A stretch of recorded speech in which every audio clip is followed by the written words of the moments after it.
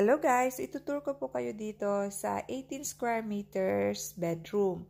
So ayan guys, meron lang siyang single bed para syempre ito ay sa teenager bed.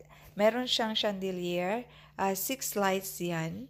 6 bulbs ang nilalagay. Tapos meron siyang commode, drawer siya na malaki. Tapos meron siyang malaking bintana, mataas na bintana. Ang maganda sa mataas na bintana guys kasi nakakabigay siya ng additional volume para malaki siya tingnan. Pag dungaw mo, eto po ang makikita. Maganda ang view niya sa gabi. Tram station po yan dyan. Yan. Ganda po yan. Tapos, syempre, itong ang commode, meron siyang mga drawers, mapaglalagyan ng mga gamit.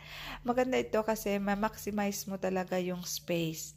Ayan. Ang floor nga po pala is made of wood at ito yung aming ang pinalagyan po namin siya ng built-in cabinet. Minaximize talaga namin yung space from the ceiling going to the floor at ang aming pinili na kanyang pintuan ay yung decorative, nakita nyo po, para siyang malaking painting decor, parang ganyan.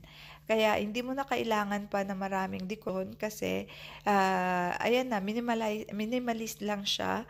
Mas maganda kasi para sa akin, mas maganda na konti lang ang nakasabit sa wall kasi relaxing sa loob ng kwarto, hindi gaanong makalat.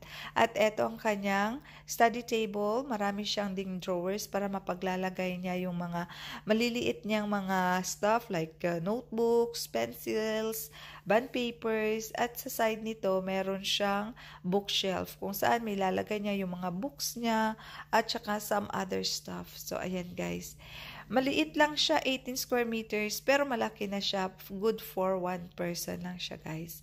So ayan, so far maganda yung arrangement na nagawa namin. Ito, at saka syempre very girlish siya, o diba guys?